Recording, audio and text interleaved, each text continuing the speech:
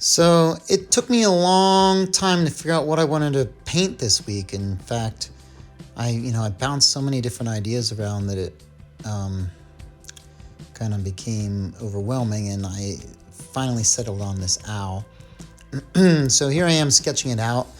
If you're in my class, I usually allow you to project things and to get all the proportions right. So this owl is not super accurate, but it's close enough. It's got some minor inconsistencies, and it's okay though. So I'm painting with this masking fluid after I draw it out, and just around the edges so that I can come around whatever I want to stay white, or in this case it's going to end up being a lot of colors, but I now am able to paint just plain water over it because it's watercolor, and you want to do wet on wet if you want nice smooth blends. So my gradient blends are going to be wet on wet, and so I paint the entire canvas with water, and now I'm adding some colors. And I went back and forth. I started at the moon side and then came down the bottom. And if I could do it over, I would probably start at the moon and just come all the way down to the bottom, because the canvas got a little bit dry, and you can only do, it's hard to add water again. Here I'm sprinkling a little salt. So the salt at the bottom didn't really take, but the top it was rather wet still, and you can see how it kind of pushes the paint away from where the salt hits. So I'm adding my colors now. It's pretty limited canvas, or palette, color theory palette.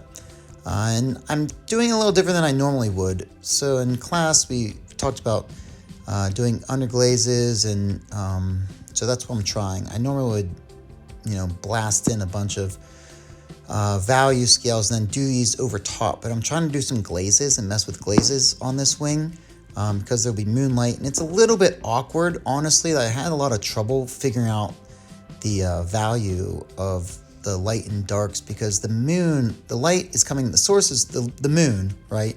But obviously whenever someone took a photo of this Screech Owl, they had a flash on it. So you'll see it eventually at the end, my image, and maybe I'll put one in there actually.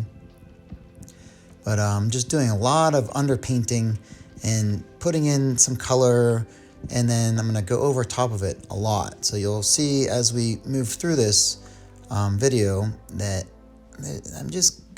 I'm working and reworking and going back and working again the same areas. Like, so once something is looking pretty good, and I'll move around and I start doing something other, some other area on the bird, and I'll catch it in my eye. I'm like, oh, I need to go back and touch that up. So I just keep coming back. So there's some glazes I put on top once it's dry. So you can only do glazes when let it dry. So that's the other thing that's kind of awkward with watercolor, is you have to let it dry in between if you want to do glazing and stuff, especially.